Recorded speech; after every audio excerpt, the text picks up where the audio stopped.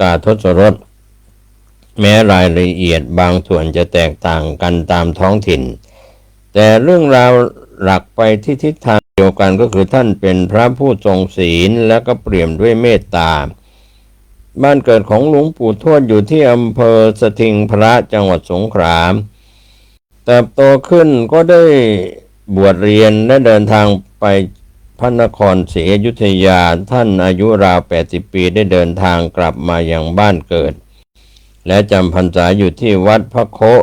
อำเภอสถิงพระจังหวัดสงขลาชาวบ้านจึงเรียกท่านว่าสมเด็จเจ้าพระโคหรือหลวงปู่ทวดวัดพระโคต่อมาท่านได้เดินทางไปจำพรรษาและเป็นเจ้าอาวาสที่วัดช้างให้อำเภอโคกโพจังหวัดปัตตานีทำให้ผู้มีศรัทธาเรียกท่านว่าหลวงปู่ทวดวัดช้างให้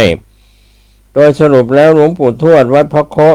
และหลวงปู่ทวดวัดช้างให้คือพระรูปเดียวกันประวัติหลวงปู่ทวดเป็นพระชื่อดังเกิดที่ไหนกันแน่ราวปีพุทธศักราช 2125 มีสามีภรรยาชาวบ้านคู่หนึ่งชื่อนายหูและนางจันอาศัยอยู่ในอำเภอสถิงพระจังหวัดสงขลาทั้งสองให้กำเนิดบุตรชายตั้งชื่อว่าปูวันหนึ่งในช่วงฤดูเกี่ยวข้าวทั้งคู่ได้นำลูกน้อยไปผูกเปลไว้กับต้นเม่าใกล้ทุ่งนาระหว่างนั้นเกิดเหตุอัศจรรย์มีงูจงอางตัวใหญ่เลื้อยมาพันรอบเปลที่เด็กชายปูนอนอยู่นายหูและนางจันจึงตั้งจิตอธิษฐานขอให้สิ่งศักดิ์สิทธิ์ปกป้องลูกไม่ให้ได้รับอันตรายไม่นานงูจงอางก็ค่อยๆคลายวงรัดและเลื้อยหนีไปทิ้งไว้เพียงเมือกแก้วซึ่งภายหลังกลายเป็นลูกแก้วใสสุกสว่างบนตัวเด็กเรื่องราวนี้ล่วงรู้ไปถึงเศรษฐีผู้เป็นนายของครอบครัวเขาเกิดความโลภและนำลูกแก้วไปเก็บไว้เองแต่หลังจากนั้นชีวิตกลับพบแต่ความติดขัดทั้งกิจการและฐานะก็ตกต่ำลงจึงตัดสินใจคืนลูกแก้วให้แก่เด็กชายปูพร้อมทั้งยกหนี้สินและ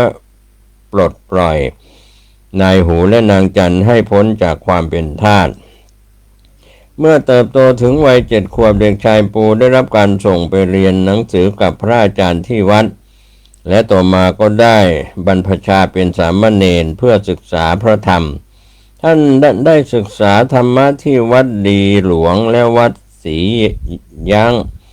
ซึ่งปัจจุบันยังคงเป็นวัดเก่าแก่ตั้งอยู่ในอำเภอสถิงพระจังหวัดสงขลาหลังจากนั้นท่านได้เดินทางต่อไปศึกษานักธรรมที่จังหวัดนครศรีธรรมราชก่อนออกธุดงค์ไปยังหลายพื้นที่ในภาคใต้เป็นที่เคารพศรัทธาของผู้คนทั่วไปด้วยความเคร่งครัดในธรรมวินัยและบารมีอันยิ่งใหญ่จนหลังจากได้รับพระราชทานสมณศักดิ์จากสมเด็จพระเอกาทศรสในช่วงหนึ่งของหลวงปู่ทวดยังมีชีวิตอยู่นั้นท่านเคยโดยสารเรือสำเภาเพื่อเดินทางมุ่งหน้าไปยังกรุงศรีอยุธยาระหว่างทางกลับเกิดพายุลมแรงและเกิดมรสุมโถมเข้าใส่จนเรือต้องหยุดพักยังเกาะแห่งหนึ่งครั้นอยู่ไปได้ไม่นานน้ำจืดในเรือเริ่มร่อยหรอจนไม่พอสำหรับดื่มกินลูกเรือหลายคนเริ่มวิตกและบ่นว่าตั้งแต่เดินเรือมาไม่เคยเจอเหตุร้ายเช่นนี้พวกเขาจึงพากันเชื่อว่าความโชคร้ายครั้งนี้อาจเกิดขึ้นเพราะรับพระภิกษุรูปนี้ขึ้นเรือจึงคิดจะทิ้งท่านไว้ที่เกาะนั้นแต่หลวงปู่ทวดไม่ได้โกรธเคืองท่านกลับแสดงปาฏิหาริย์ให้ทุกปริศนาการตื่นตี 3 ถึงตี 5โอกาสทองแห่งธรรมะคุณเคยสะดุ้งตื่นในช่วงตี 3 ถึงตี 5บ้างไหม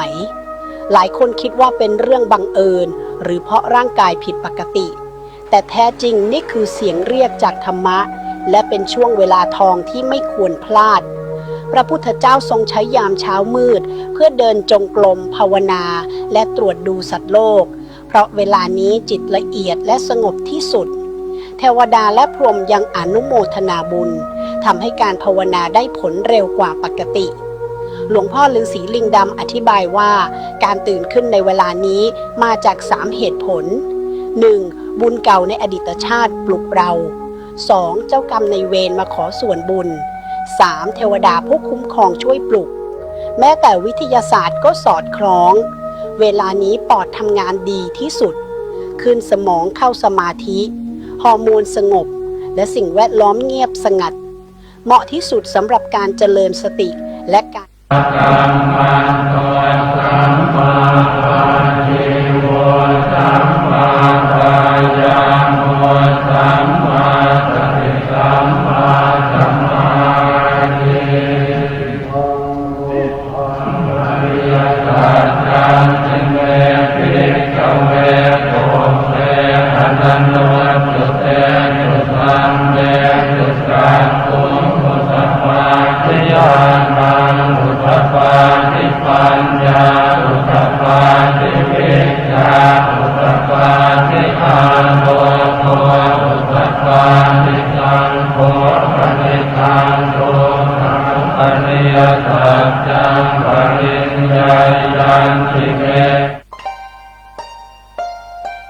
ท่านกำลังรับฟังสถานีวิทยุสาธารณะจังหวัดเชียงใหม่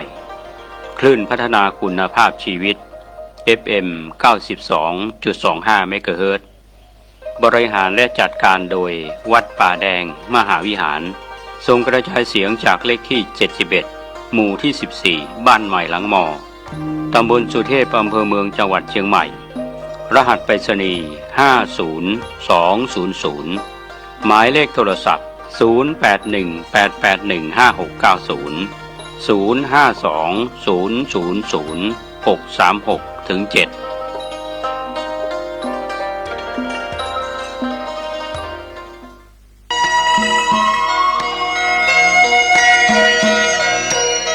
สารเพื่อการประชาสัมพันธ์โครงการปรับภูมิทัศน์และพัฒนาปรับพื้นที่รอบโบสถ์วัดป่าแดงมหา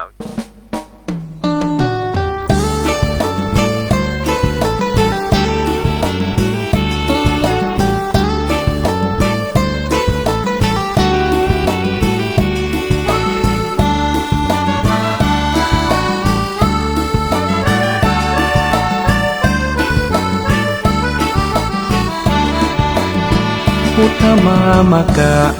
มีพระไว้ในดวงใจไม่มัวหลงไหลสิ่งใดแม้มาล่อลวงไม่ไปพันผูกอบายมุขทั้งปวงก้าวได้ลุล่วงผ่านพ้นจากคนตั้งใจถือครอบครัวเป็นหลักครองรักคู่ครองคนเดียวมั่นคงแน่นเหนียวรักเดียวเพียงพออุ่นไอศีลห้ายึดมั่นปัญหาเป็นอันหมดไป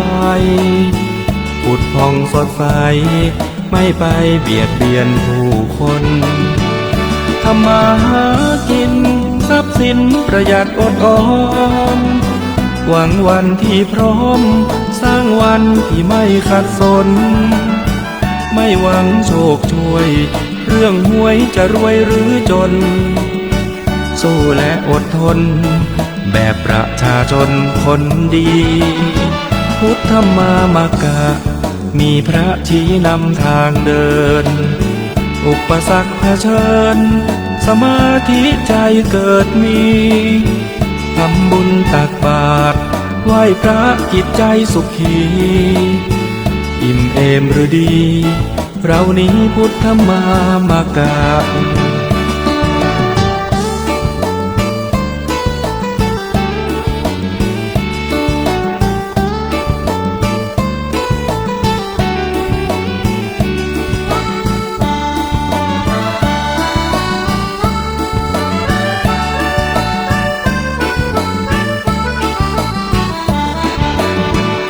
ทำมาหากินทรัพย์สินประหยัดอดออมหวังวันที่พร้อมสร้างวันที่ไม่ขัดสนไม่หวังโชคช่วยเรื่องหวยจะรวยหรือจน สู้และอดทนแบบประชาชนคนดี พุทธมามกะมีพระชี้นำทางเดิน อุปสรรคเผชิญสมาธิใจเกิดมีทำบุญตักบาตรไหว้พระจิตใจสุขีอิ่มเอมหรือดีเรานี้พุทธมามกะ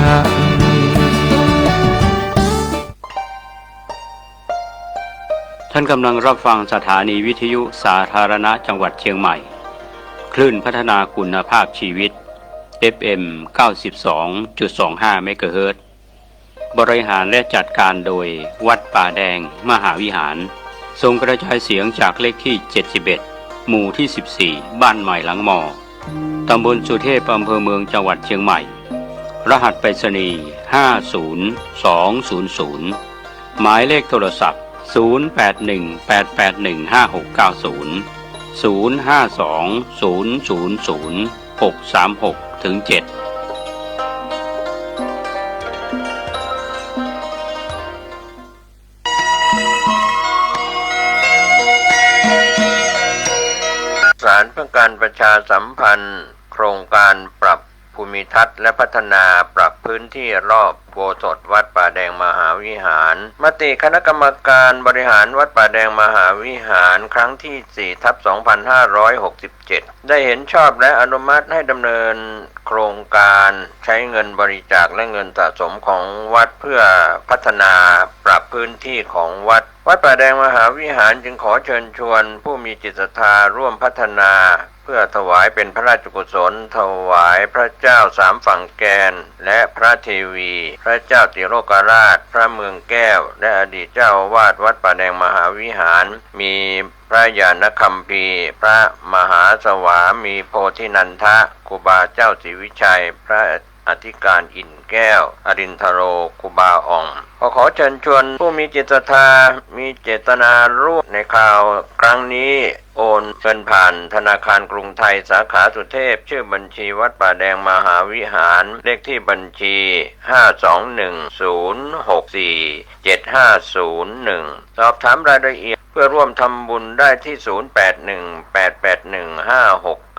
0818815690 ก็เป็นโครงการปรับภูมิทัศน์และพัฒนาปรับพื้นที่รอบอุโบสถวัดป่าแดงมหาวิหารตำบลสุเทพอำเภอเมืองเชียงใหม่จังหวัดเชียงใหม่โครงการนี้เริ่มดำเนินการท่านที่จะร่วมบุญร่วมกุศลร่วมอนุโมทนาได้บุญได้กุศลได้ความดีโดยทั่วหน้ากัน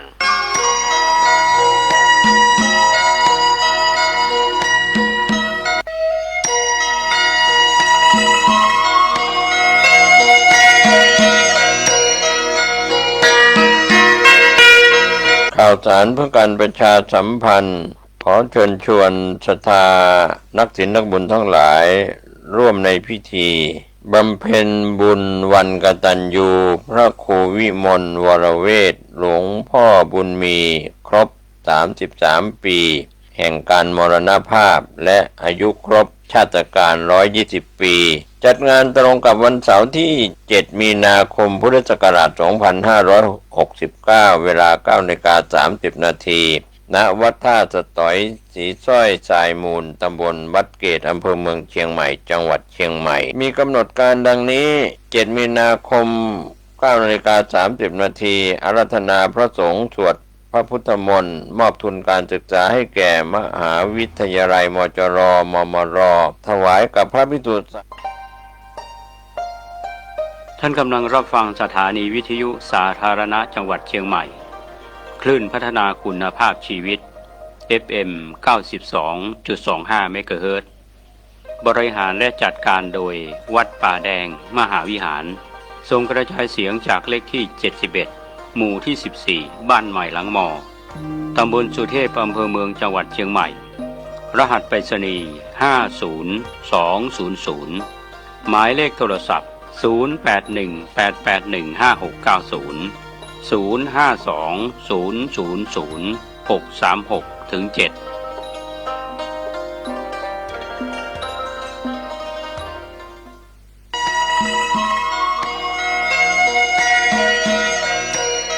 สารเพื่อการประชาสัมพันธ์โครงการปรับภู ภูมิทัศน์และพัฒนาปรับพื้นที่รอบอุโบสถวัดป่าแดงมหาวิหารมติคณะกรรมการบริหารวัดป่าแดงมหาวิหารครั้งที่ 4/2567 ได้เห็นชอบและอนุมัติให้ดำเนินโครงการใช้เงินบริจาคและเงินสะสมของวัดเพื่อพัฒนาปรับพื้นที่ของวัดป่าแดงมหาวิหารจึงขอเชิญชวนผู้มีจิตศรัทธาร่วมพัฒนาเพื่อถวายเป็นพระราชกุศลถวายพระเจ้าสามฝั่งแกนและพระเทวีพระเจ้าติโลกราชพระเมืองแก้วและอดีตเจ้าอาวาสวัดป่าแดงมหาวิหารมีพระญาณคัมภีร์พระมหาสวามีโพธินันทะครูบาเจ้าศรีวิชัยพระอธิการอินแก้วอรินทโรครูบาอ่องขอเชิญชวนผู้มีจิตศรัทธามีเจตนาร่วมในข่าวครั้งนี้โอนเงินผ่านธนาคารกรุงไทยสาขาสุเทพชื่อบัญชีวัดป่าแดงมหาวิหารเลขที่บัญชี 521064750 สอบถามรายละเอียดเพื่อร่วมทำบุญได้ที่ 0818815690 ก็เป็นโครงการปรับภูมิทัศน์และพัฒนาปรับพื้นที่รอบอุโบสถวัดป่าแดงมหาวิหารตำบลสุเทพอำเภอเมืองเชียงใหม่จังหวัดเชียงใหม่โครงการนี้เริ่มดำเนินการท่านที่จะร่วมบุญร่วมกุศลร่วมอนุโมทนาได้บุญได้กุศลได้ความดีโดยทั่วหน้ากัน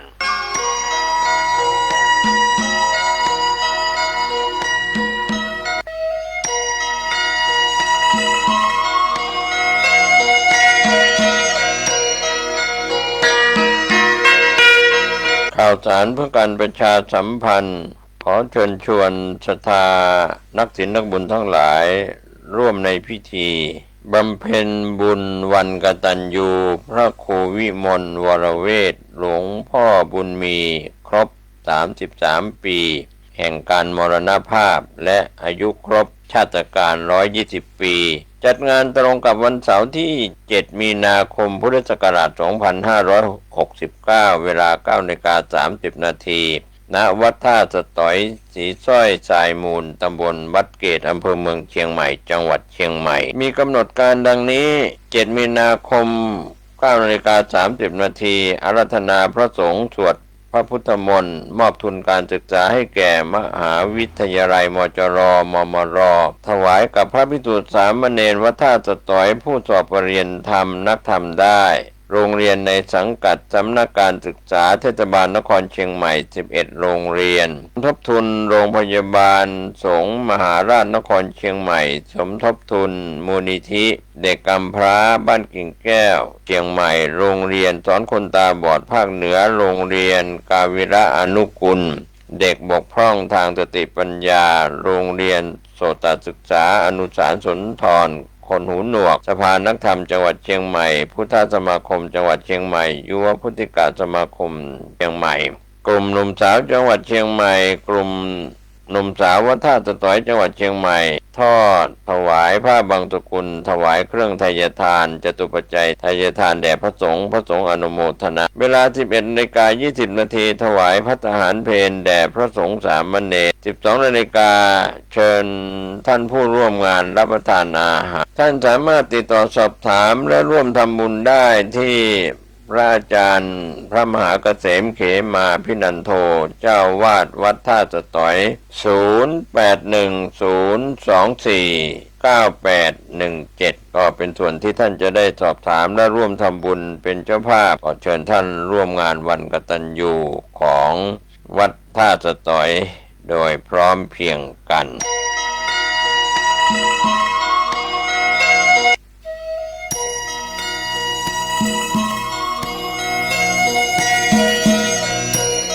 ข่าวสารงานบุญงานกุศลขอเชิญผู้มีบุญและลูกหลานพระนางจามเทวีแห่งอาณาจักรหฤพุนชัยทุกท่านร่วมสมโภชพระเจ้าตาเขียวพระพุทธรูปโบราณอายุกว่า 1,333 ปีงานสมโภชพระเจ้าตาเขียวครั้งยิ่งใหญ่ที่สุดในรอบ500 ปีจัดงานวันที่ 1-2-3 มีนาคมพุทธศักราช 2569 ณ วัดบ้านเหล่าพระเจ้าตาเขียวอำเภอป่าซางจังหวัดลำพูนพระเจ้าตาเขียวสร้างโดยพระนางจามเทวี และพระโอรสทั้งสอง 1,333 ปีที่ผ่านมาเป็นพระพุทธรูปที่งดงามและศักดิ์สิทธิ์มากองค์หนึ่งของล้านนาขนาดหน้าตัก6 เมตรสูง8 เมตรโดยประมาณกำหนดการวันที่1 มีนาคมสมโภชวันที่9 นาฬิกา 30 นาที 11 นาฬิกาเจริญพระพุทธมนต์9 นาฬิกา 30 นาทีเจริญพุทธมนต์11 นาฬิกาถึง 12 นาฬิกาถวายภัตตาหารเพลแด่พระเถรานุเถระ 13 นาฬิกาเป็นต้นไปเตรียมพร้อมงานสมโภชใหญ่จันทร์ที่ 2 มีนาคมสมโภชวันที่2 9 นาฬิกาเดินทางถึงวัดบ้านเราพระเจ้าตากเขียว9 นาฬิกา 30 นาทีถึง 11 นาฬิกาเจริญพระพุทธมนต์11 นาฬิกาถึง 12 นาฬิกาถวายภัตตาหารเพลแด่พระเถรานุเถระ 18 นาฬิกาถึง 21 นาฬิกาพิธีเทศน์มหาพุทธาภิเษกและสวดมนต์ตันตามล้านนาประเพณี 21 นาฬิกาถึงเที่ยงคืนสวดเบิกล้านนา 1 นาฬิกาของวันใหม่กวนเข้าทิพย์งานครั้งที่3วันอังคารที่3 มีนาคม 2569 วันมหาสมโภชพระเจ้าตากเขียวครั้งประวัติศาสตร์ในรอบ500 ปี4 นาฬิกา 30 นาทีสวดเบิกพระเนตรพระเจ้าตากเขียวทั้งองค์จริงและองค์จำลอง7 นาฬิการับประทานอาหารเช้าร่วมกัน7 นาฬิกา 30 นาทีถึง 8 นาฬิกา 30 นาทีบวงสรวงใหญ่มหาเทพและพระมหาพรหมทั่วสากลจักรวาล9 นาฬิกาถึง 11 นาฬิกาพิธีมหาสมโภชพระเจ้าตากเขียวโดยพระมหาเถระ109 รูปเจริญพุทธมนต์ใหญ่11 นาฬิกาถึง 11 นาฬิกา 25 นาทีถวายไทยธรรมแด่พระมหาเถระทุกรูป11 นาฬิกา 25 นาทีถึง 12 นาฬิกา 30 นาทีร่วมถวายภัตตาหารพระเถรานุเถระจำนวนมากท่านที่จะร่วมบุญสมโภชพระเจ้าตากเขียวได้ที่ธนาคารธกส.บัญชีวัดบ้านเราเลขที่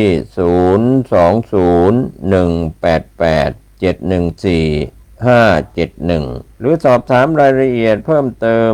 ได้ที่พระครูภาวนาโสภิตไฝปัสนาผู้ช่วยศาสตราจารย์ด็อกเตอร์เจ้าอาวาสวัดบ้านเราพระเจ้าตากเขียว0969525159ก็เป็นงานสมโภชพระเจ้าตากเขียวพระพุทธรูปโบราณอายุกว่า 1,333 ปีระหว่างวันที่1-3 มีนาคมพุทธศักราช 2569 ณ วัดบ้านเหล่าพระเจ้าตากเขียวอำเภอป่าซางจังหวัดลำพูนเชิญท่านร่วมบุญ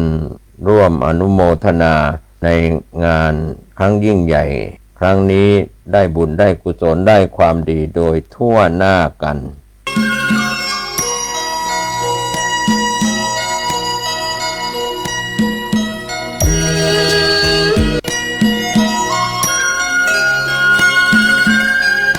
ข่าวสารเพื่อการประชาสัมพันธ์งานบำเพ็ญกุศลและพิธีพระราชทานเพลิงศพพระครูวิธานวรการสมานกตปุญโญอายุ87 ปีพรรษา53อดีตเจ้าคณะตำบลบ้านเรือนอดีตเจ้าอาวาสวัดพระเจ้าตากเขียวอำเภอป่าซางจังหวัดลำพูนคณะสงฆ์คณะศิษยานุศิษย์คณะศรัทธาพร้อมใจกันจัดงานระหว่าง18 ถึง 22 กุมภาพันธ์พุทธศักราช 2569 ณ เมนชั่วคราววัดบ้านเหล่าพระเจ้าตากเขียวตำบลบ้านเรือนอำเภอป่าซางจังหวัดลำพูน18 กุมภาพันธ์เวลา 13 นาฬิกาอาราธนาสรีระสังขารพระครูวิธานวรการขึ้นสู่ปราสาทนกหัสดีลิง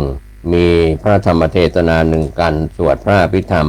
19 ถึง 21 กุมภาพันธ์ช่วงเช้า 7 นาฬิกาทำบุญตักบาตร20 นาฬิกามีพระธรรมเทศนา1 กันและสวดพระอภิธรรมวันอาทิตย์ที่ 22 กุมภาพันธ์ 2569 เวลา 9:30 นาทีพิธีไหว้พระรับศีลพระสงฆ์80 รูปสวดมาติกาบังสุกุลมัคคณายกกล่าวโอกาสเวรทานถวายเครื่องทยทาน 13 นาฬิกามีพระธรรมเทศนาหนึ่งกัน4 นาฬิกาพิธีทอดผ้าบังสุกุลพระสงฆ์80 รูปพิจารณาผ้าบังสุกุลเวลา 15 นาฬิกาประกอบพิธีพระราชทานเพลิงศพเวลา 16 นาฬิกาประชุมเพลิงเผาจิตพระครูภาวนาโสภิตไหวปัจนาผู้ช่วยศาสตราจารย์ด็อกเตอร์เจ้าวาดวัดบ้านเราพระเจ้าตากเขียวประธานดำเนินงานพร้อมด้วยคณะศรัทธาวัดบ้านเราพระเจ้าตากเขียวทุกหลังคาเรือนและคณะศิษยานุศิษย์ร่วมเป็นเจ้าภาพท่านสามารถร่วมทำบุญโดยโอนเงินผ่านบัญชีธนาคารออมสินชื่อบัญชีพัฒนาวัดบ้านเราเลขที่บัญชี020291574 เลขที่บัญชี020291574 ชื่อบัญชีวัดบ้านเราธนาคารออมสินท่านสามารถร่วมทำบุญได้ตั้งแต่บัดนี้เป็นต้นไปจนถึงวันงานระหว่างวันที่ 18 ถึง 22 กุมภาพันธ์ พุทธศักราช 2569 ได้แสดงออกซึ่งความเคารพในตัวพระครูวิธานบรการสมานกจับปุญโญอายุ 87 ปีพรรษา 53 อดีตเจ้าคณะตำบลบ้านเรือนอดีตเจ้าวาดวัดบ้านเราพระเจ้าตากเขียวได้ร่วมงานพระราชทานเพลิงศพโดยพร้อมเพรียงกัน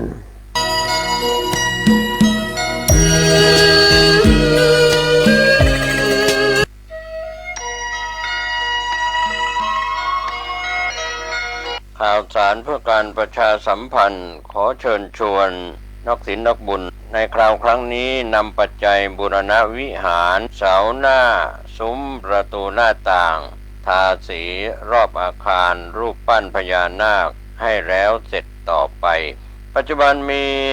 พระครูประภัสชัยคุณเป็นเจ้าอาวาสวัดชัยสถานป่าเศร้าน้อยเจ้าคณะตำบลสันปุเรยเขต 2ท่านสามารถติดต่อสอบถามรายละเอียดและร่วมทำบุญได้ที่087-657-2276 087-657-2276 ณ วัดชัยสถานป่าเศร้าน้อยตำบลสันปุเรยอำเภอดอยสะเก็ดจังหวัดเชียงใหม่ได้บุญได้กุศลได้ความดีได้อนุโมทนาโดยทั่วหน้ากัน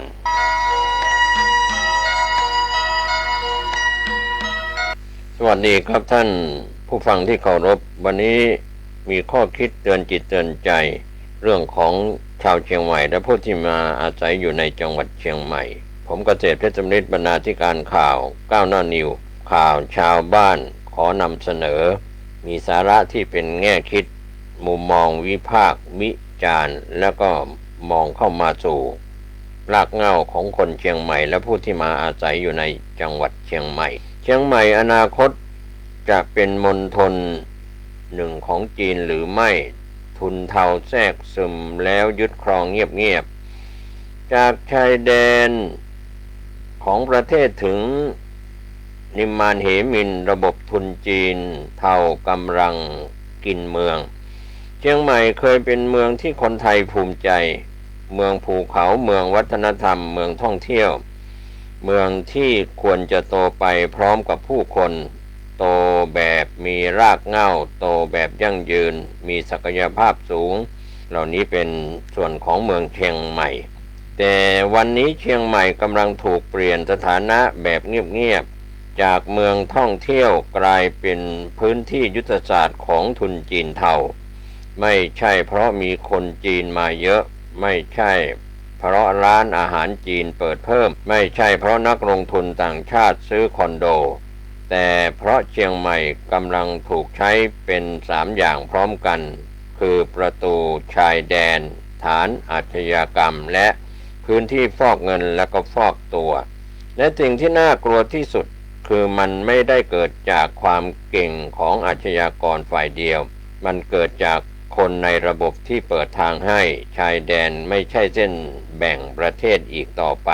มันกลายเป็นโรงงานผลิตคนไทยปลอมถ้าอยากเข้าใจทุนจีนเทาในเชียงใหม่อย่ามองแค่ในเมืองให้เริ่มมองที่ชายแดนเวียงแหงเชียงดาวที่นี่ไม่ได้เป็นแค่พื้นที่ภูเขาแต่เป็นจุดยุทธศาสตร์ที่เครือข่ายทุนเทาใช้เจาะระบบรัฐไทยจากฐานรากข้อมูลชี้ชัดว่ามีการสวมสิทธิบัตรประชาชนไทยให้คนจีนใช้ข้อมูลคนตายใช้ชื่อผู้ป่วยติดเตียงแล้วจัดการเปลี่ยนสถานะให้คนต่างชาติกลายเป็นคนไทยบนเอกสารราคาต่อหัวไม่ใช่หลักหมื่นมันคือหลักแสนถึงหลักล้านและนี่ไม่ใช่คอร์รัปชันรายย่อยเพราะมันพาดผ่านเจ้าหน้าที่รัฐระดับท้องถิ่นทั้งชุดมีนายอำเภอปลัดอำเภอกำนันนี่คือระบบราชการที่ถูกซื้อเมื่อคนจีนได้บัตรไทยเข้าไม่ได้แค่อยู่ไทยได้เขาถือครองทรัพย์สินได้ทำธุรกิจได้จดบริษัทได้เปิดบัญชีได้ซื้อที่ดินได้และที่สำคัญที่สุดคือฟอกตัวได้อาชญากรไม่ต้องหนีแล้วเพราะเอกสารเปลี่ยนเขาให้เป็นคนไทยเชียงใหม่จึงกลายเป็นพื้นที่ซ่อนตัวของคนหนีคดีรวมถึงอาชญากรข้ามชาติที่มีคดีฉ้อโกงระดับใหญ่บางรายถึงขั้นมีหมายจับสากลนี่คือการเจาะระบบความมั่นคงจากทะเบียนราษฎร์ไม่ใช่แค่จากชายแดนบ้านหรูไม่ใช่บ้านมันคือศูนย์ปฏิบัติการ call center จากชายแดนเครือข่ายขยับเข้ามาในเมืองด้วยวิธีแนบเนียนมากเช่าบ้านหรูเช่าพูลวิลล่าพื้นที่ต้องส่วนตัวพื้นที่ต้องควบคุมได้พื้นที่ต้องไม่มีคนสงสัยแม่ริมหางดงสารพีสันกำแพงคือจุดหมายจีนเทาใช้บ้านเหล่านั้นเป็นฐานปฏิบัติการ call center แชร์ลูกโซ่แก๊งหลอกลวงออนไลน์คนในหมู่บ้านอาจคิดว่าเป็นนักท่องเที่ยวเป็นเศรษฐีเป็นคนต่างชาติที่มาพักผ่อนแต่ความจริงคือโรงงานอาชญากรรมที่ตั้งอยู่กลางชุมชนและที่น่ากลัวก็คือพวกเขายอมจ่ายแพงมากเพราะรายได้จากการหลอกลวงคุ้มกว่าเชียงใหม่จึงไม่ใช่เมืองท่องเที่ยวธรรมดาอีกต่อไปแต่มันคือหนึ่งในฐานผลิตเงินดำที่ซ่อนอยู่ในบ้านสวยๆในเมืองก็มีสงครามหนึ่งสงครามยึดพื้นที่ยึดลูกค้ายึดเศรษฐกิจในสันกำแพงนิมมานเหมินท่าแพธุรกิจจำนวนมากถูกเซ้งร้านอาหารบาร์คาเฟ่ถูกเปิดใหม่แบบเป็นกลุ่มก้อนเกิดชุมชนจีนที่แน่นมากบางพื้นที่พนักงานพูดไทยไม่ได้บางพื้นที่คนไทยเป็นเหมือนแขกในบ้านตัวเองสิ่งที่ทำให้มันไปไกลกว่านั้นก็คือโมเดลกินรวบหรือธุรกิจศูนย์เหรียญครบวงจรโมเดลเศรษฐกิจที่ดูเหมือนสร้างรายได้แต่จริงๆคือดูดเงินออกจากประเทศนำเข้าวัตถุดิบจากจีนใช้แรงงานจีนหรือแรงงานต่างด้าวขายให้ลูกค้าจีนเก็บเงินผ่านแอปพลิเคชันจีนสุดท้ายเงินไม่เข้าไทยไม่เสียภาษีเต็มไม่ซื้อวัตถุดิบไทยไม่จ้างงานไทยจริงเมืองเหมือนคึกคักแต่เงินไม่เคยตกถึงมือคนเชียงใหม่อสังหาริมทรัพย์ถูกเปลี่ยนเป็นห้องเก็บเงินดำเมื่อเงินดำสะสมมากพอทุนเทาก็ต้องหาที่ซ่อนอสังหาริมทรัพย์คือคำตอบทุนเทากว้านซื้อที่ดินบ้านคอนโดในเมืองสันทรายหางดงสันกำแพงผ่านนอมินีคนไทยผ่านบริษัทบางหน้าผ่านระบบจดทะเบียนออนไลน์ผลคือราคาที่ดินพุ่งคนท้องถิ่นถูกผลักออกจากตลาดความฝันมีบ้านในเชียงใหม่ของคนรุ่นใหม่กลายเป็นเรื่องตลกร้ายเชียงใหม่ถูกทำให้เป็นทรัพย์สินเพื่อฟอกเงินมากกว่าเป็นพื้นที่ชีวิตของคนท้องถิ่นป่าไม้ก็ไม่รอดทรัพยากรถูกหั่นขายเพื่อเลี้ยงทุนเทาทุนจีนสีเทาไม่ได้กินแต่เมืองมันกินถึงป่า มีข้อมูลเครือข่ายลักลอบตัดไม้ในป่าอนุรักษ์เชื่อมโยงนายทุนจีนกับนอมินีไทยขนไม้ไปโกดังต่างจังหวัดแปรรูปและส่งออกนี่คือการปล้นทรัพยากรของชาติด้วยมือของเครือข่ายอาชญากรรมและถ้ารัฐยังอ่อนแอป่าก็จะกลายเป็นคลังทุนเทาไม่ต่างจากเมืองทั้งหมดนี่โตได้เพราะมีคนคุ้มกันถ้าทุนเทาไม่มีคนคุ้มมันโตไม่ได้แต่ข้อมูลชี้ว่าขบวนการมีสายสัมพันธ์กับเจ้าหน้าที่รัฐทุจริตและอิทธิพลมืดถึงขั้นมีการโทรข่มขู่เจ้าหน้าที่อ้างยศตำรวจชั้นผู้ใหญ่เพื่อให้หยุดตรวจสอบนี่คือสิ่งที่เรียกว่าเป็นเรื่องที่ทุนเทาจึงไม่ได้กลัวประชาชนมันกลัวแค่รัฐที่กล้าจัดการเท่านั้นและถ้ารัฐไม่กล้าทุนเทาก็จะกลายเป็นรัฐซ้อนรัฐที่น่ากลัวที่สุดยังมีประเด็นที่คนส่วนใหญ่มองไม่เห็นการขยายอิทธิพลจีนอย่างเงียบๆแต่น่ากลัวบางพื้นที่ชายแดนอย่างเมืองนะเชียงดาวมีโรงเรียนสอนภาษาจีนที่มีสัญลักษณ์การเมืองและลักษณะการปลูกฝังแนวคิดที่ถูกตั้งคำถามว่าอาจกระทบต่อความมั่นคงนี่ไม่ใช่การต่อต้านภาษาแต่คือการชี้ว่าทุนเทาไม่ได้มาเพื่อธุรกิจอย่างเดียวมาเพื่อสร้างพื้นที่สร้างชุมชนคู่ขนานสร้างอิทธิพลระยะยาวและถ้าเรายังคิดว่าเป็นเรื่องเศรษฐกิจเราจะตามเกมไม่ทันเชียงใหม่วันนี้จึงไม่ใช่แค่เมืองถูกลงทุนแต่คือเมืองที่กำลังถูกยึดทั้งระบบยึดทะเบียนราษฎร์ยึดบ้านหรูเป็นฐานอาชญากรรมยึดย่านเศรษฐกิจยึดอสังหาริมทรัพย์ที่เป็นซ่อนเงินดำยึดทรัพยากรธรรมชาติและยึดอำนาจผ่านการคอร์รัปชันนี่ไม่ใช่เรื่องไกลตัวคืออนาคตของเชียงใหม่และเป็นโมเดลที่ลุกลามไปทั่วประเทศได้ถ้าเรายังปล่อยให้ทุนเทาซื้อรัฐได้ซื้อเอกสารได้ซื้อความเงียบได้วันหนึ่งเราจะตื่นขึ้นมาในประเทศไทยคนไทยเป็นผู้เช่าอยู่บนแผ่นดินตัวเองก็เป็นมุมมองวิพากษ์เรื่องของเชียงใหม่จะเป็นไปในทิศทางใดคนเชียงใหม่และผู้ที่มาอาศัยอยู่ในเชียงใหม่มีหลากหลายรูปแบบท่านนำข้อมูลเหล่านี้ไปวิพากษ์วิจารณ์ไปคิดไปพิจารณาท่านใช้วิจารณญาณในการรับข้อมูลเรื่องนี้ว่าจะเป็นรูปธรรม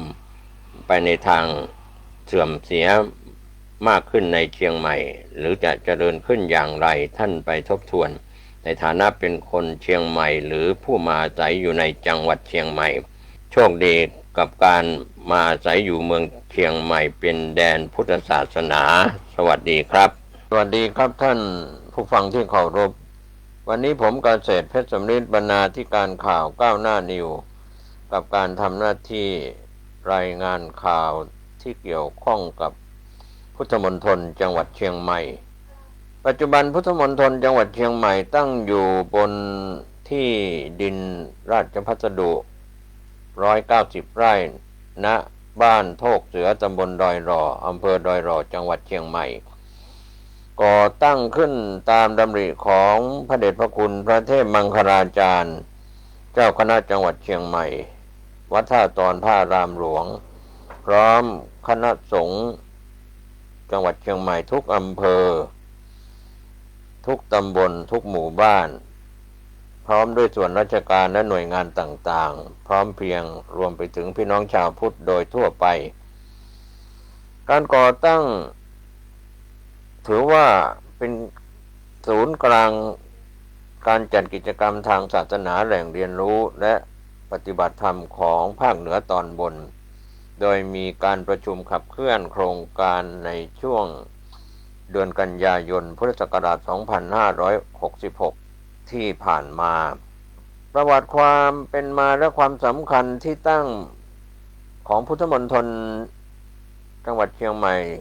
พื้นที่บ้านโทกเสือหมู่ที่ 18 ตำบลดอยหล่ออำเภอดอยหล่อจังหวัดเชียงใหม่ใกล้กับศูนย์ฝึกกีฬาบนพื้นที่สูงมหาวิทยาลัยการกีฬาแห่งชาติ วัตถุประสงค์ข้อแรกเป็นศูนย์กลางการจัดกิจกรรมทางพระพุทธศาสนาในจังหวัดเชียงใหม่และกลุ่มภาคเหนือตอนบน 2. เป็นแหล่งเรียนรู้และสถานที่ปฏิบัติธรรมสำหรับพุทธศาสนิกชนการดำเนินงานคณะสงฆ์จังหวัดเชียงใหม่ร่วมกับฝ่ายบ้านเมืองประกอบด้วยสสและผู้นำท้องถิ่นอำเภอดอยรอได้ประชุมเพื่อจัดตั้งและวางแผนการก่อสร้างโดยมีพระเดชพระคุณพระเทพมังคลาจารย์เจ้าคณะจังหวัดเชียงใหม่เป็นประธานในการดำเนินการพร้อมคณะสงฆ์จังหวัดเชียงใหม่ทุกอำเภอการพัฒนาได้มีการสำรวจพื้นที่และวางแผนโครงการซึ่งมีการเยี่ยมชมถ้ำและน้ำตกในบริเวณโครงการเพื่อวางแผนก่อสร้างพุทธมณฑลเชียงใหม่ให้เป็นสถานที่สำคัญพุทธมณฑลจังหวัดเชียงใหม่แห่งนี้เป็นเป้าหมายเพื่อเป็นปูชนียสถานสำคัญของเชียงใหม่ในอนาคตเหตุการณ์ปัจจุบันที่มีประวัติต่อเนื่องการสร้างพุทธมณฑลจังหวัดเชียงใหม่นะในคราววันที่ 25 มิถุนายน พุทธศักราช 2568 พระเดชพระคุณพระเทพมังคลาจารย์เจ้าคณะจังหวัดเชียงใหม่เจ้าอาวาสวัดท่าตอนพระรามหลวงก็ได้บรรยายสรุปเรื่องประวัติความเป็นมาการก่อสร้างพุทธมณฑลเชียงใหม่พร้อมพาเยี่ยมชมถ้ำน้ำตกแผนผังแปลนการก่อสร้าง4สังเวชนียสถานจำลองให้เป็นพระที่เข้าโครงการฝึกอบรมพระนักเทศน์หนเหนือรุ่นที่ 20 ที่มาศึกษาดูงานพร้อมถ่ายรูปเป็นที่ระลึกนะถ้าย้อนหลังไปยังเรื่องราวต่างๆที่เกี่ยวกับพุทธมณฑลจังหวัดเชียงใหม่เมื่อ 4 กันยายน พุทธศักราช 2566 พระเทพมังคลาจารย์เจ้าคณะจังหวัดเชียงใหม่เจ้าวาดวัดท่าตอนพระรามหลวงเมตตาเป็นประธานประชุมคณะสงฆ์อำเภอดอยรอประกอบด้วยเจ้าคณะอำเภอรองเจ้าคณะอำเภอเจ้าคณะตำบลและผู้มีส่วนเกี่ยวข้อง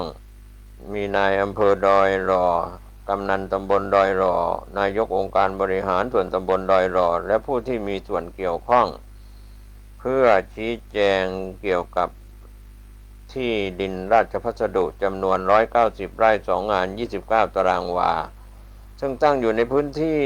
บ้านโทกเสือหมู่ที่ 18 ตำบลดอยรออำเภอดอยรอจังหวัดเชียงใหม่นั้นถือว่าเป็นพื้นที่ใกล้กับพื้นที่ก่อสร้างศูนย์ฝึกกีฬาบนพื้นที่สูงมหาวิทยาลัยการกีฬาแห่งชาติเพื่อขอให้จัดตั้งเป็นพุทธมณฑลจังหวัดเชียงใหม่เป็นศูนย์กลางการจัดกิจกรรมทางพระพุทธศาสนาของจังหวัดเชียงใหม่มีวัตถุประสงค์ข้อแรกเป็นสถานที่ใช้เป็นศูนย์กลางของพุทธศาสนิกชนในจังหวัดเชียงใหม่และกลุ่มภาคเหนือตอนบนข้อที่ 2เพื่อใช้เป็นศูนย์กลางของการจัดกิจกรรมทางพระพุทธศาสนาของคณะสงฆ์จังหวัดเชียงใหม่พุทธศาสนิกชนในจังหวัดเชียงใหม่และจังหวัดใกล้เคียงตลอดจนถึงนักท่องเที่ยวที่นับถือพระพุทธศาสนาข้อที่ 3นั้นเพื่อใช้เป็นแหล่งเรียนรู้ทางพระพุทธศาสนาและสถานที่ปฏิบัติธรรมของพุทธศาสนิกชนโดยมีคณะสงฆ์อำเภอดอยรอฝ่ายบ้านเมืองส่วนที่เกี่ยวข้องเข้าร่วมประชุมณห้องประชุมวัดปากทางเจริญตำบลดอยรออำเภอดอยรอจังหวัดเชียงใหม่ในยุคต้นๆก็เป็นส่วนที่เล่าเท้าความท่านกำลังรับฟังสถานีวิทยุสาธารณะจังหวัดเชียงใหม่คลื่นพัฒนาคุณภาพชีวิต FM 92.25 เมกะเฮิรตซ์บริหารและจัดการโดยวัดป่าแดงมหาวิหารส่งกระจายเสียงจากเลขที่ 71 หมู่ที่ 14 บ้านใหม่หลังมอตำบลสุเทพอำเภอเมืองจังหวัดเชียงใหม่รหัสไปรษณีย์50200หมายเลขโทรศัพท์0818815690 0520000636-7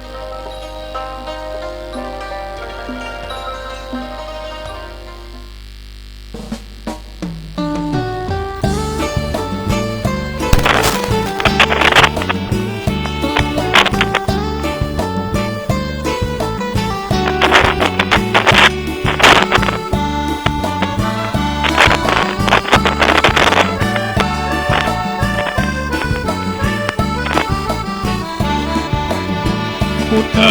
มกะ เจริญสุข มี ญาติ พ โย ระ ม ไว้ในดวง ท่านพุทธศาสนิกชนท่านผู้ฟังทั้งหลาย ทุกท่านทุกคน วันเวลานี้ก็มาพบมาปะกันอีกเช่นเคย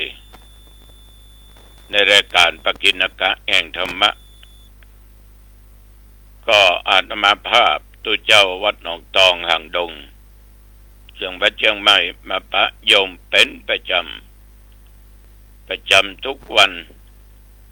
ในเวลาเดียวกันนี้ แล้วก็เป็นประจำทุกๆวันณทางสถานีวิทยุแห่งนี้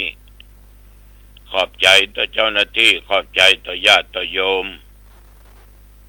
ที่ได้อำนวยความสะดวกในการถ่ายทอดเสียงแห่งธรรมะเข้าสู่พี่น้องประชาชนที่รับฟังขอบใจต่อพอออกไม่ออกนื้อที่ติดตามฟังนี้มาด้วยดีตลอดต่อไปเรามาบูชาพระรัตนตรัยแล้วก็สวดมนต์กันเพื่อนี่เป็นสิริมงคลแก้ตัวแก้ตนต่อไปอรหังสัมมาสัมพุทโธภควาพระผู้มีพระภาคเจ้าเป็นพระอรหันต์ดับเพลิงกิเลสเพลิงทุกข์สิ้นเชิงตรัสรู้ชอบได้โดยพระองค์เองพุทธังภวันตังอภิวาเทมิข้าพเจ้าอภิวาทพระผู้มีพระภาคเจ้าผู้รู้ผู้ตื่นผู้เบิกบานกราบพระพุทธสวากขาโตภควตาธัมโมพระธรรมเป็นธรรมที่พระผู้มีพระภาคเจ้าตรัสไว้ดีแล้วธัมมังนัมสสามิข้าพเจ้านมัสการพระธรรมกราบพระธรรมสุปฏิปันโนภควโตสาวกสังโฆพระสงฆ์สาวกของพระผู้มีพระภาคเจ้าปฏิบัติดีแล้วสังฆังนัมมามิข้าพเจ้านอบน้อมพระสงฆ์กราบพระสงฆ์นะโมตัสสะภะคะวะโตอะระหะโตสัมมาสัมพุทธัสสะนะโมตัสสะภะคะวะโตอะระหะโตสัมมาสัมพุทธัสสะนะโมตัสสะภะคะวะโตอะระหะโตสัมมาสัมพุทธัสสะพุทธังสรณังคัจฉามิธัมมังสรณังคัจฉามิสังฆังสรณังคัจฉามิตุติยัมปิพุทธังสรณังคัจฉามิตุติยัมปิธัมมังสรณังคัจฉามิตุติยัมปิสังฆังสรณังคัจฉามิตติยัมปิพุทธังสรณังคัจฉามิตติยัมปิธัมมังสรณังคัจฉามิตติยัมปิสังฆังสรณังคัจฉามิอิติปิโสภะคะวะอะระหังสัมมาสัมพุทโธวิชชาจารณะสัมปันโนสุขโตโลกวิทูอนุตตโรปุริสธัมมสารถิสัทธาเทวมนุษย์สานังพุท โธภควาติยันตุนิมิตตังอาวะมังคะลัญจาโยจามะนาโปสะกุนัสสะสัทโธปะปะกะโอโตสุปินังอะกันตังพุทธานุภาเวนะวินาสเมนตุยันตุนิมิตตังอาวะมังคะลัญจาโยจามะนาโปสะกุนัสสะสัทโธปะปะกะโอโตสุปินังอะกันตังธัมมานุภาเวนะวินาสเมนตุสวากขาโตภควตาธัมโมสันติติโกอะกาลิโกเอหิปัสสิโกโอปันนะยิโกปัจจัตตังเวทิตาโปวินโยหิติยันตุนิมิตตังอาวะมังคะลัญจาโยจามะนาโปสะกุนัสสะสัทโธปะปะกะโอโตสุปินังอะกันตังธัมมานุภาเวนะวินาสเมนตุสุปฏิปันโนภควโตสาวกสังโฆโอจุปฏิปันโนภควโตสาวกสังโฆยายะปฏิปันโนภควโตสาวกสังโฆสามีจิปฏิปันโนภควโตสาวกสังโฆยะติตังจัตตาริปุริสายุคานิอัฏฐปุริสปุคัลลาเอสะภควโตสาวกสังโฆอาหุนายโยปาหุนายโยทักขินายโยอัญชลิกระนิโยอนุตตรังปุญญเขตังโลกัสสาติยันตุนิมิตตังอาวะมังคะลัญจาโยจามะนาโปสะกุนัสสะสัทโธปะปะกะโอโตสุปินังอะกันตังสังฆานุภาเวนะวินาสเมนตุอัตติอุณอัสสะบิจโยธัมโมโลเกอนุตตโรสัพพสัตตาอิตัตถายะตังตังกันหาอิเตวะเตปริวัชเชละจะตันเตอมนุเสอิปะวะเกปัญญเกนะเกวิเศปุเตอากัลละมะระเนนะวาสัพพสัมมามะระนามุตโตทัพเพตัวกาละมาริตังตัสเสบะอนุภาเวนะโอตุเทโวสุขีสัทธาสุตตสีลังสัมมาทายะธัมมังสุจริตังจเรตัสเสวะอนุภาเวนะโอตุเทโวสุขีสัทธาลิขิตังจินติตังปูชังทาระนังวัจนังครงปะเลสังเตสนังสุตวตัสสะอายุปวัตตติเต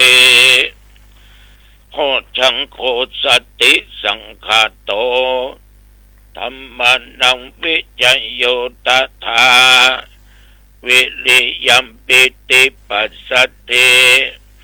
โพชังคาจัตถาปะเลสัมมาทุเปกะโพชังคาสัตเตเตสัมปันตักสินา มุนินาสัมมาทัคคตาภวิตาภาอุลิกตาสังวัตตันเตอภิญญายะนิพพานายะจัพโพธิยาเอเตนะสัจจวัจเจนะโสติเตโอตุสัพพทาเอกัสสมิงสัมมะเยนะโทโมคัลลานัญจกัสสปัง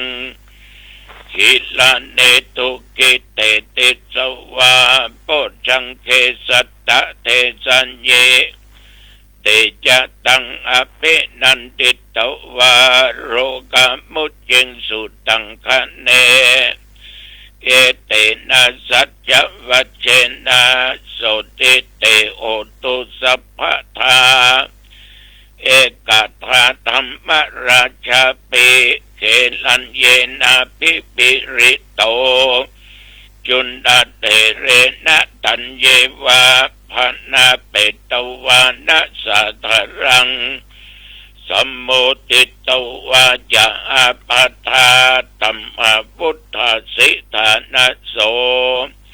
เอเตนะสัจจวัจเจนะโสติเตโอตุสัพพทาปะอินาเตจะอาปัฏฐาตินันนัมปิมะเยสินังมัคคะอัตตกิเลสวะ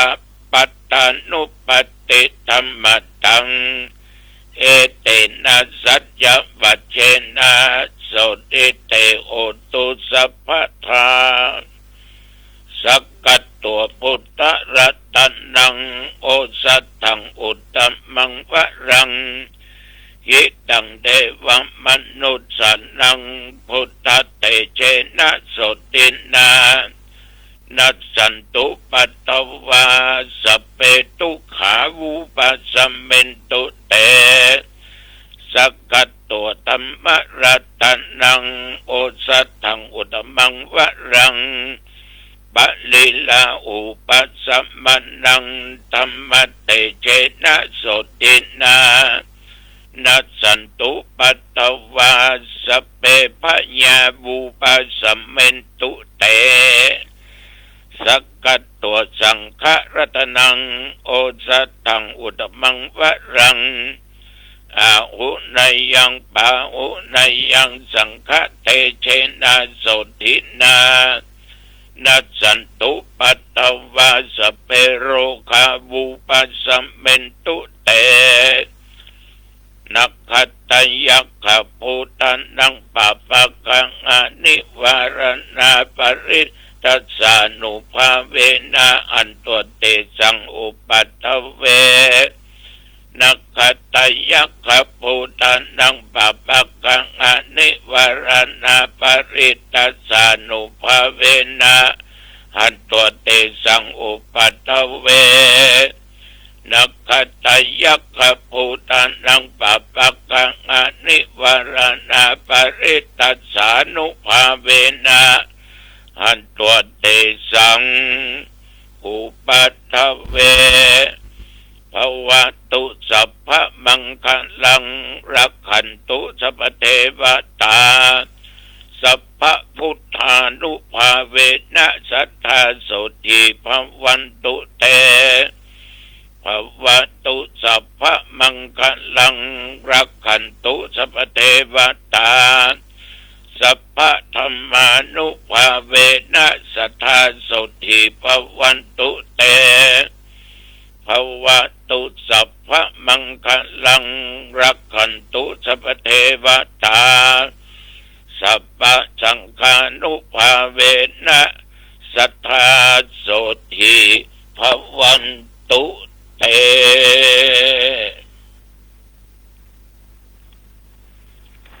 โดยบทพุทธานุภาพธรรมานุภาพสังฆานุภาพบทสาธยายมนต์โพชฌังคปริตยันตุนสกัตตัวอุณัสสวิจัยบทมนต์อันศักดิ์สิทธิ์ทั้งหลายเหล่านี้โดยจิตอันตั้งมั่นแม้นว่าข้าพเจ้า พระครูอาทรวิสุทธิคุณและญาติโยมบาศกบาสิกายิ่งใจท่านผู้ฟังทั้งหลายทุกสารทิศกำลังตำลงโลกาเปียติโรคร้ายโรคนักหนาป้าป้านหมอยุกยาตัวใดก็บ่หายกินยาอันใดก็บ่ดีบ่หายขอพุทธานุภาพธรรมานุภาพสังฆานุภาพมนต์อักศักดิ์สิทธิ์เหล่านี้จงดลบันดาลโรคภัยไข้เจ็บโรคกาเปียติอันหนักอันเบาในกายนอกกายขออันตรธานสัวหายและอย่าได้มากำมากายก็อยู่สุขกายสบายใจจำเริญไปด้วยอายุปีอายุเดือนอายุวันอายุยามโจกปีโจกเดือนโจกวันโจกยามแม้นว่าข้าพเจ้าและญาติโยมเดินทางไปเหนือใต้ตกออกไกลใกล้ไปก็มีใจมีโชคกลับมาก็มีโชคและมีชัยชนะ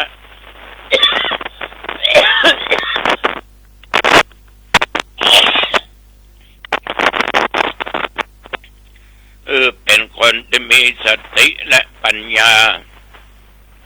มาตั้งตัวตนอยู่ในความประมาทญาติโยมค้าขายสิ่งใดจำเริญค้าแม่นขายหมานยิ่งขึ้นไปจำเริญหน้าที่การงานอายุวันนะสุขะพละจงบังเกิดมีแก่ข้าพเจ้าและท่านทั้งหลายด้วยจิมเตอกรมอุตุได้ประกาศความแผ่ผวนเรื่องฟ้าเรื่องฝนเรื่องร้อนเรื่องหนาวมันเป็นอย่างนี้ก็น่ากลัวเนื้อกลัวฝนลงแล้วดูจะมีถ้าฝนลงแล้วดูมีก็เดือดร้อนน้ำจะนองน้ำจะท่วมอันใดบักควรเกิดมันก็เกิดอันที่แห้งก็แห้งที่นักก็นักญาติโยมท่านผู้ฟังทั้งหลายตั้งแต่ตะวันมาจนถึงปัจจุบันนี้24 ชั่วโมงหมู่เฮาทุกคนว่าทุเจ้าว่าญาติโยมโชคดีได้มาแหม1 วัน ผ่านมา1 วันและต้องอยู่ต่อไปเพื่อพุทธศาสนา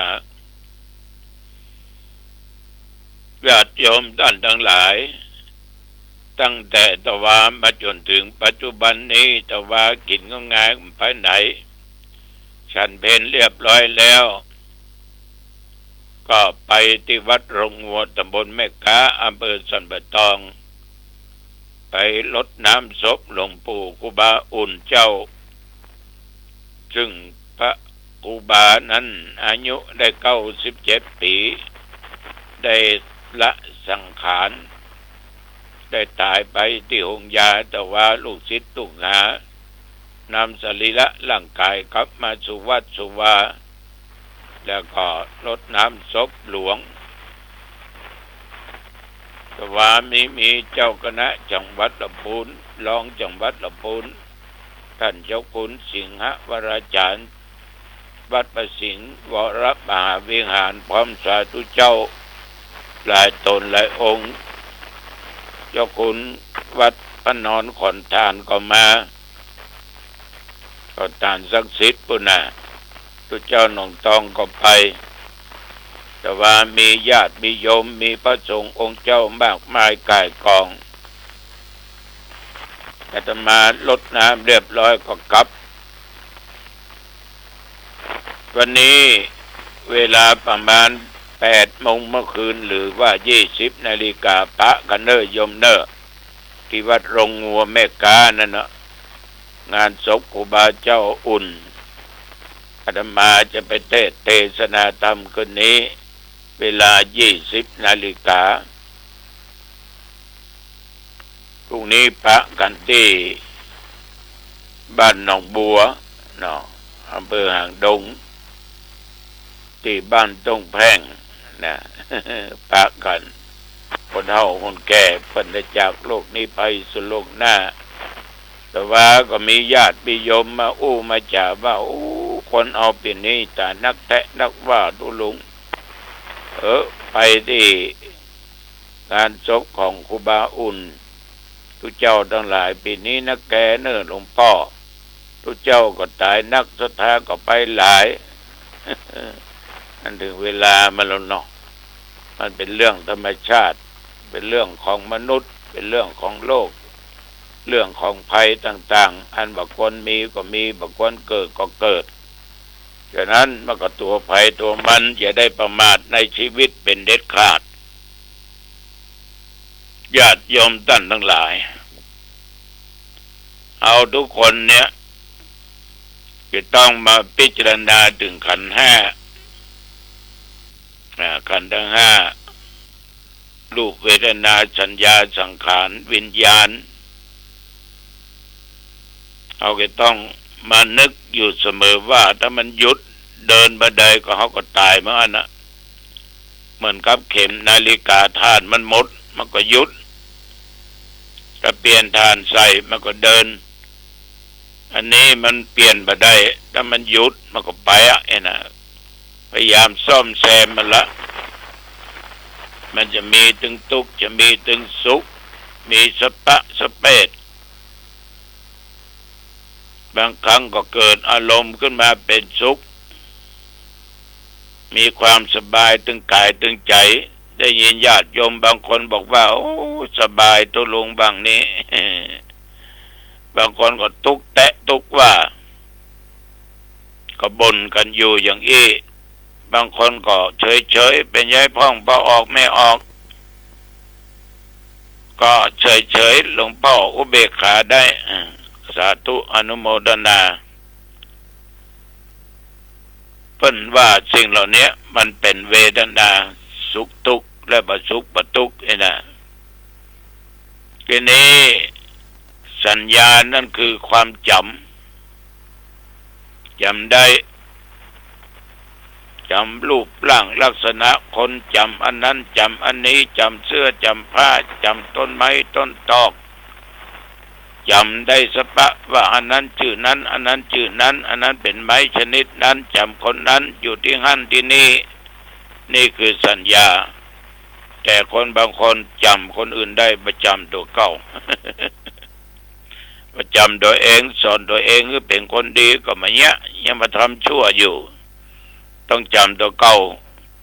ทำบุญสุนทานรักษาศีลฟังเทศน์ฟังธรรมเจริญเมตตาภาวนาเนอะจำหูจำเสียงจำกลิ่นจำรสโผฏฐัพพะจำอารมณ์ต่างๆที่มาเกิดกับด้านจิตใจอันนี้แปลว่าสัญญาคือความจำเจตสิกธรรมอารมณ์ที่มาเกิดขึ้นทางด้านจิตใจเป็นส่วนดีเขาก็เรียกว่ากุศลเป็นส่วนบดีก็เป็นเรื่องของอกุศลเป็นกลางบดีบชั่วเขาเรียกว่าอัปยากตะหรือเรียกว่าสังขารฉะนั้นศรัทธาสาธุชนญาติโยมในร่างกายเขาเนี่ยมี5กล่องเป็นวิญญาณก็มีก็คือความหูในรับรู้ในอารมณ์ในรูปในเสียงในกลิ่นอะไรอย่างต่างๆเช่นว่าตาหันรูปก็ห้องว่าจักขุวิญญาณหูได้ยินเสียงก็โสตวิญญาณกายได้สัมผัสเย็นก็ร้อนก็เป็นกายวิญญาณฉะนั้นเรื่องของวิญญาณนี่เป็นเรื่องเป็นอารมณ์ในเวลาที่รูปก็ดีอย่างก็ดีมากระทบทางตาเสียงอย่างมากระทบทางหูอันนี้มันเป็นวิญญาณฉะนั้นขันธ์ทั้ง5กล่องเนี่ยพอออกไม่ออกรูปคงเป็นรูปนอกนั้นก็รวมกันเป็นนามเวทนาสัญญาสังขารวิญญาณเป็นนามรูปคงเป็นรูปเมื่อขันธ์ทั้ง5เนี่ยมันมีอยู่มันก็อยู่ได้แต่ว่าเรื่องเจ็บเรื่องป่วยก็เป็นเรื่องธรรมดาธรรมชาติ ก็บอกกองได้ก็กองหนึ่งมันค่อยรู้มันสึกหรอมันขาดกะมันจำกันมันอย่างกะเขาก็มักเจ็บไข้ได้ป่วยขึ้นมาเอาก็ซ่อมแซมเหี่ยไปหาหมอตามคลินิกซื้อยามากินพ่องกินยาต้มยาบ้านยาเมืองพ่องไปหาหมอที่โรงยาพ่องมันก็ซ่อมก็ซ่อมบ่ไหวรู้ไปรู้ไว้มันก็ไปตามธรรมชาติเพราะเรื่องเหล่านี้มันมีไผจะลบจะเลีกจะหนีพ้นได้บ่เปิ้นบ่ตัวมันถึงหนีบ่พ้นฉะนั้นเมื่อมันหนีบ่พ้นญาติโยมท่านทั้งหลายก็ต้องคอยระมัดระวังมีสติสัมปชัญญะอย่าให้ตัวเองตั้งอยู่ในความประมาทในชีวิตที่เหลืออยู่นี่ก็สร้างแต่คุณงามความดีไว้ตายไปทั้งดีฝากดีเอาไว้เปิ้นได้ก็ตึงหาเปิ้นได้เสียดายฉะนั้นชีวิตเกิดมาชาตินี้นับว่าเป็นบุญเป็นกุศลอันยิ่งใหญ่เป็นโชคดีแล้วแต่วงเล็บอย่าให้โชคร้ายในภพต่อไปชาติต่อไปมันดีถึงชาตินี้และชาติหน้าชาติไหนๆก็ให้มันดีฉะนั้นธรรมะของพระพุทธเจ้าได้ญาติโยมมันเป็นสิ่งที่เที่ยงแท้แน่นอนเป็นสัจจะเป็นจริงเป็นอมตะเป็นสภาพที่ทรงไว้ได้มาไป 2,500 กว่าปีบ่มีการเปลี่ยนแปลงใช่เหมือนรัฐธรรมนูญเนาะก็รัฐธรรมนูญตัวบทกฎหมายในประเทศก็เดี๋ยวก็เปลี่ยนก็เดี๋ยวก็เปลี่ยน แต่คนบ่เปลี่ยนเลยเปลี่ยนก็กฎหมายเปลี่ยนก็กฎกติกาธรรมะของพระพุทธเจ้าเนี่ยทำบาปก็เป็นทุกข์ได้รับผลที่บดีทำบุญก็ได้รับผลที่ดีเป็นสุขก็เป็นสัจจะเป็นความจริงกฎหมายบ้านเมืองส่วนมากกูแก้มึงแก้ไว้เพื่อถูกเก่าจะได้ทำนั้นจะได้ทำนี้ทำชั่วกะทำดีกะอันนี้ก็สุดแล้วแต่ฉะนั้นญาติโยมสิ่งเหล่านี้ฝากไว้เป็นข้อคิดเด้อ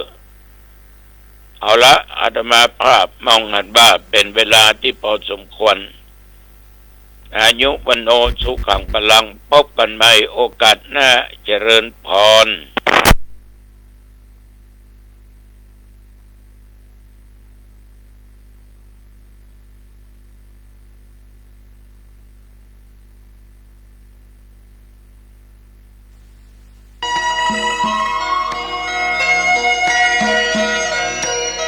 สารเพื่อการประชาสัมพันธ์โครงการ